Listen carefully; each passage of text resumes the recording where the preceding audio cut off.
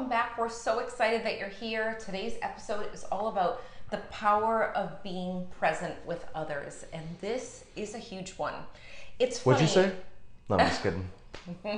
I No, it really is funny. thought that you were serious because you do that. No, it's true that this is the type of thing that can happen when we're interacting with each other. You said that. I used to be real bad about it. Oh, yeah. To where I guess I could blame it on ADD or whatever you want to call it. But over the years, I figured out how to tame my body and tame my energy and get a lot better at it, I think. Yeah. Or you started to recognize what you needed to do for your body, like go and work out and use that energy Right. too. It was different foods and Yeah. foods, and we'll get more into that as the episode goes on. Yeah. And this is an episode we were trying to think, what can we talk about today that would be beneficial and that we feel passionate about talking about? Because we never want to talk about topics that don't really have much energy, because we're all about energy and what we put out there and what it feels like in the moment. And this is one of those topics that I feel like is really important. And I was thinking about the times when we were little, when you're running around barefoot and you can remember the scent of a sprinkler when it's on, or, getting wet with the hose when your mom's in the garden. Like, that was just for me. But you remember those details of the scent of burning leaves, or the sound of dogs barking when you're about to come inside from playing outside. Exactly. As you're talking, I'm thinking about in the summer times back in St. Louis when I was off school, back in like middle school. I'd be riding my bike all day long, playing basketball, everything else, and then I would get real tired, hot from the sun, and then come in, and my mom would always have sweet tea. So like as you were saying, everything you were saying, I could taste the sweet tea in my mouth, and I was thinking, why can I remember that so clearly? It's because I was so present. It's because I was so excited in the moment. Yeah. That I was off school, I was riding, I was free, I was doing what I wanted to do, what all kids love to do in the summer is go have fun with their friends. Yeah, and that's the magic of being present, is you're tuning into your senses. We all have these beautiful senses within us. It's when we allow the senses to awaken and become aware of them. They're moving no matter what. No matter what, we have senses. The sense of sight, hearing, feeling, smelling, tasting, all of these things that we have. And there are some senses that we're not even really truly aware of as humans, I believe. But it kind of goes along with mediumship too. And Tony, you brought it up, that when you're giving mediumship readings or you're being present with the spirit realm, it really heightens your readings when you can open up your awareness with all of these senses that come through.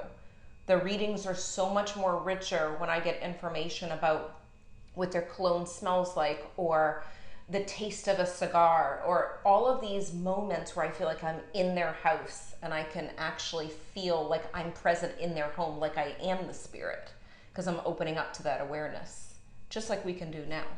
Right, and it's because you're in that moment, right? You're paying attention to every detail. To give that reading, you must do that, right? Or else you'll miss those little subtle details, so you're forced to get more present, get more present, get more present. And the more present you are, the more you start to feel the touches on your body, that they're nudging you, the sensations down your back, the thoughts going through your mind, you sort of see more clearly because they slow down. Exactly. So it's interesting as you start to get into that space when you're given a reading, or if you're just having an everyday conversation with people, that same power is still there. Mm-hmm. And when I met Tony, I remember, like, right away, we've spoke about this before on the show, but we had never met in person, but we had talked for like 8 hours regularly each day. And we made it a point not to go on, it was Tango at that point. Remember the video chat? It was like an app or something. We made it a point not to go on there to meet each other, to see each other. Like, we wanted to see each other for the first time in person. So Tony flew to Tampa, and I remember we couldn't get our eyes off of each other. We were so present with every little detail, and we just couldn't stop staring at each other. And I know they say love at first sight, but that's exactly what it was. I mean, it was really just first talking, but when we saw each other, our eyes were locked in. We were very present. There was nothing else around that mattered. And a lot of people share that when you start to fall in love, you feel that feeling of everything else around you doesn't really matter. You're just so present. And there's different chemicals within you that just heighten everything of being present. And I think that if we treat everyday relationships with that same presence, it would be so much more powerful. It would be, and they're probably wondering, like I'm wondering too, is like, so how do you do this, like on a consistent basis? And some of you know some of the answers. I know a lot of the answers for myself, but I think it's different for everybody, and it's all about bringing your awareness to it. That's a big part, because even as we're talking about this right now, it's causing me to become more aware of my body, right? So it's like bringing this awareness to your everyday life with everything that you do. Even if you have to write on a piece of paper and hang it on your office wall or in your car or wherever that says, be present, there's something that reminds you. And I think just that alone brings you more into the present moment. Right. And I wish I had the book in front of me. When you were just speaking, I was listening to you, but I wasn't fully present because I was thinking of another thought. So I'm aware of that. So that awareness is a big thing. But I was thinking about the 101 ways of the Buddhist monk. 101 Ways for a Simple Life. I think that's the name of the book. And literally on one page, you can read the one page and you feel so present with reading the page, and you notice the simplicity in that page and what it says to do. Like grind your own coffee beans instead of running to go get coffee from the local coffee store. You know, take a time to do that. But I was thinking, like when I'm lifting up this coffee right here, those of you who are watching on video, you'll see this, but those that are listening on iTunes won't see this. But go on YouTube if you want to watch it. I lift up the mug, I look at it, and I notice, there's a lipstick mark on here. Just spilt a little coffee before we started. It's on the table. It's everywhere. Didn't wipe it up, but I can take time to even smell the coffee. Take 1 second to smell it before I start chugging the coffee. So that right there in your daily activity is awareness and being present. And that book is powerful because every page in that book is all about bringing you to the present moment, even though I don't even think he says anything like that. He doesn't actually state it. But the thing is, if you notice, grinding your own coffee beans, he also says to take time to, like you said, like taste the coffee. Also, like think about where it came from and how it had to be manufactured and all of these different processes that you're thinking about as you're doing this. This is all bringing you to the present moment. What's that exact title of that book? It's called The 101 Ways Simple Living. Simple Way of Living or something. We'll have to put that in the comments because that's a great resource for people that are wanting to practice getting more present. Getting more present, because look, no matter how present you are right now, I believe, it's my belief, you could always be more present, right? No matter what, you could always be more in tune, because it's like what you said, Lindsay. We have more senses than we even realize. And I think that the more present, actually I know from my experience, the more present that I get, I start to awaken more and more senses. And I'm thinking of that book, how they don't necessarily say that that's what they're trying to do. But I'm thinking of, it's the culture. It's the whole Buddhist culture of them being present. Because when we go to this place called the Thai Temple in Tampa. So if you're from the Tampa area, you have to go to it. And on every Sunday, I think they're changing some things right now with everything going on in the world. But every Sunday you can go in and go to a market and get food. But there is a space where you take off your shoes and you open the door, and all of a sudden, once you walk into the temple, you feel this rush of peace. I mean, Tony and I feel it.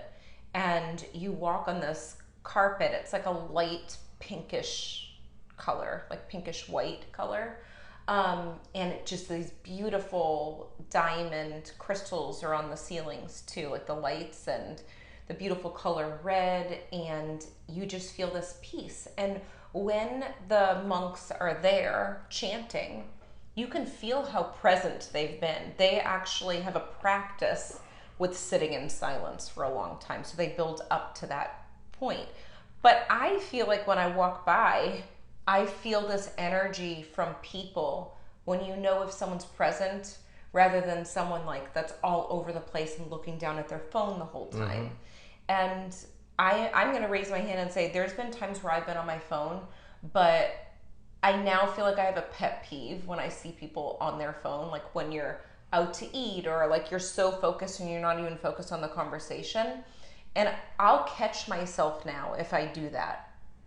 And that's what it's about. It's about having that awareness and catching yourself. Like we say in every episode here, it's not about being perfect or Yeah. having to be perfect at any of these concepts that we talk about, but it's like the more that you practice, the better you get. And like you were saying, you can tell when someone is present just by, Oh, yeah. especially if you're intuitive, empathic, you could feel the energy of it, but just by looking at it, you could see that their breathing is more rhythmic when they're present.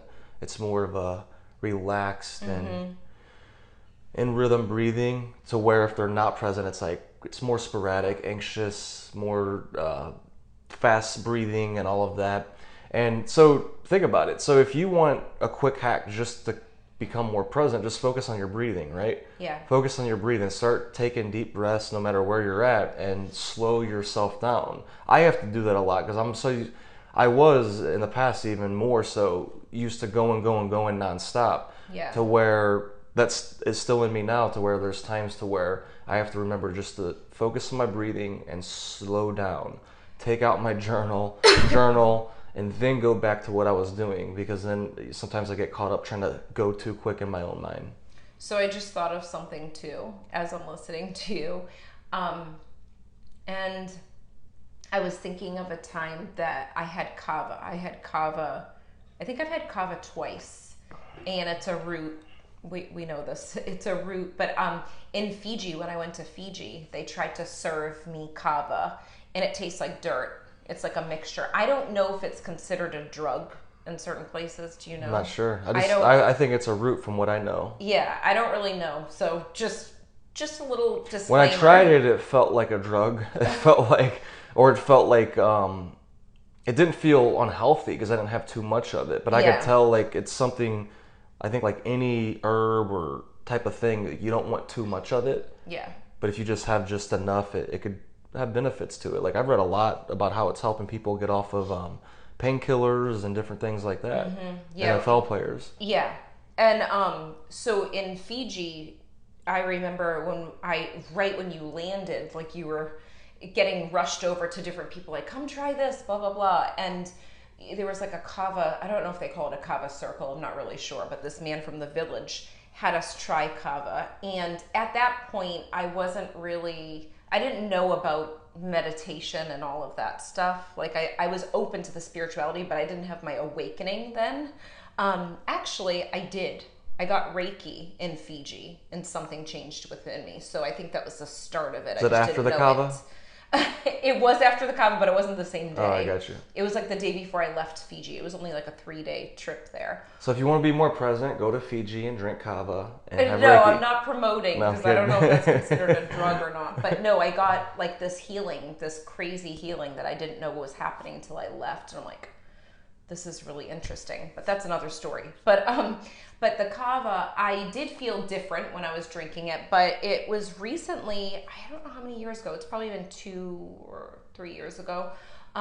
There was a Kava bar in Tampa and I drank Kava and I'm like, this is really interesting because when I drank the Kava, it actually made me feel so present that I literally had no anxiety about speaking. And I didn't know I had anxiety about speaking to people until I drank a sip of the Kava. And this wasn't in my head, just to let everyone know. This wasn't in my head. I drank, and I'm like a sensitive person. So for me to have like a couple of sips of the Kava, I'm like, oh my gosh, like this is nice interacting with people, because sometimes it could be overwhelming when you're conversating. And it actually made me feel what it feels like to be present in a way that I haven't felt before. And some people can get to this space with meditation. Some people can get to this space with just being mindful of different things, like I mentioned, the coffee. But in this situation, I felt so present and felt so connected to my conversation, where I was literally there for the other person. You know how right now when I'm talking to you, I'm thinking of the next thing I'm going to say at different points? Maybe you're doing that as I'm talking? Half and half. Okay. Well, in this situation, I wasn't thinking of that. I was just like, oh, I love listening to them. This is a way, it's like it slowed you down. It slowed down your nervous system. It slowed down And it reminds me of like reishi mushroom, red reishi Oh yeah, I'm mushroom, drinking that right now. which is in our coffee that we Which drink. this is not. Explain what it's not like the Well, mushrooms that you no, it's trip not. on. It's That's not the not what we're trip talking mushrooms. about. It's the you look it up, red reishi It's in mushroom. Whole Foods. It's very healthy for you. It's a herb. Helps with the nervous system, the concentration, all of these different things it helps with. Immune system. It's really powerful. Yeah, we put it in our. And it shakes. helps. It's transformed the way that, like, I believe this was one of the herbs, along with cacao powder, along with me figuring out different nutrients and having shakes and in the morning and adjusting my diet and different things like that. And like you said, meditation, all of these different factors, I believe, help me to relax my body, relax my nervous system, my immune system, everything, to where I just feel like my pH levels are balanced, to where, like you said, you're in the moment, you're listening. And that's the thing. So you don't know what's going to work for you. You don't know if it's going to be certain foods, certain ways of meditating. Some people like to sit down and meditate. Me, I like doing that, and I also like doing a walking meditation. So it's like you figuring out different things that work for you. Another thing that I just started using in the last several years as I was doing one-on-one coaching, because it was like you said, when I'm doing coaching, that's the power, is the client is showing up 120% present in the moment. I'm showing up 120% present. We're pulling that out of each other. And it's just like with a reading, that's where all the power is. And one of the little tricks I use to help me be even more present is I push my tongue towards the roof of my mouth gently. You don't got to like push it hard. You just kind of, as I'm listening to the client talk, or if I do it in an everyday conversation too, I push my tongue towards the roof of my mouth. And what that does is it slows down your vibration, because as you're thinking, and it slows down your thoughts to where you could focus, it slows down your breathing to where you could listen deeply, be more present. Because as you're thinking, your tongue's vibrating. So as you push your tongue on the roof of your mouth, it slows down that vibration naturally, which slows down your thoughts, which slows down your breathing, which makes you more present. Love it. Just did it when you said it, because I actually forgot to do it. And it works too. You actually probably naturally do it sometimes, and now that you're aware of it. But remember how I was talking earlier about how when we first met, we couldn't stop staring at each other? And that lasted for like, was that 2 weeks? No, I'm joking. It no, it was a lot. Oh my God. No, we were at Camp Circle of Love and Camp Circle of Love. That's it was a grief camp. But I didn't realize we were doing it as lasted much a long time. because someone actually commented and said, "Oh my gosh, like there's something." They were like literally saying the way that you guys look at each other, but I wasn't thinking anything of it because we were literally. Sounds weird, but it was very magnetic, where we couldn't stop looking at each other. We were just... I feel like it still is. It's just transforms over time. It is like that. Like, I still feel like that, but that presence was like a certain type of feeling. It was, yeah. But that's why I said recently, I'm like, okay, wait a second. When we talk to each other, let's look at each other. Let's just calm down, not do anything else. You always remind us to do that. I always say that because it feels different when you do that. But I was saying that because one thing that you're really good at, and one of my college friends just came and she said it too, was that you take the time to stare into people's eyes when you speak to them. And I always have said to Tony, I feel uncomfortable. Do you look at one eye? Do you look at two eyes? Like, how does this work? He said, what do you mean? You look at people when you're talking to them. And for me, it's something that I have to work on. But you did teach me how to be present, looking at people in the eye. So that's true, because the eyes are the window to the soul. So when you're looking at them too, you're seeing everything you need to see in the conversation. And that can feel really vulnerable for people. And I think that's why so many times I've felt uncomfortable, where I don't want it to feel intrusive to look at someone, or when you know too. And I think a lot of empaths have this problem too.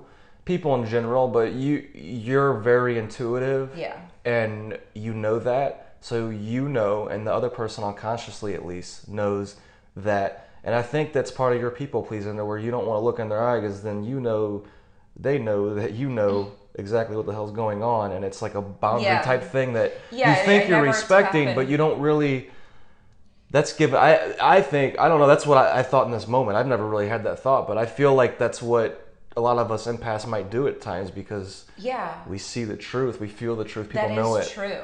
And no, that's very true. And I have people that will say to me, "Are you picking up anything around me?" I'm like, "I'm not tuning into Right. that. Like, I'm not So it's both of those sides where you're I'm just not gonna like shut off. crossing the line and looking at someone's energy and trying to figure Yeah. out psychically. I'm just looking at them, you know." True, yeah. So it is true. It's like that balance of knowing, like, automatically you're gonna feel someone when you feel something when you're with someone. You're gonna feel their energy or their aura if you just are present, but doesn't mean you're psychically picking up stuff. But that could be one of the things in the back of my mind too. True. So that they don't think that I'm tuning in when I'm really just trying to be present. But this is a good conversation to have because we have a lot of psychic mediums listening, intuitives, empaths, and that sort of thing. I think right now this next step for you is to think, okay, in my daily life, how can I sort of like slow it down and be more mindful? Maybe it's brushing your teeth tonight before you go to bed and you're taking it slow and looking at yourself in the eye or thinking about each tooth that you're brushing. But doing things that are in everyday life so that you don't feel like you're having to carve out time right away. You know, you could take it slow. True. With that present moment. And I would say one thing to do, it's real simple. For the next 30 days, right when you get up, go for an hour walk and just focus on your breathing and looking at the trees and whatever thoughts need to come up. You can think about things you're grateful for, but just keep it simple. Wake up, go for a walk, focus on your breathing. I love that idea. And some people might be scared of the hour and they could try 10 minutes. Yeah, start with what works for you. Yeah. Okay, we hope you enjoy this episode. See you next time.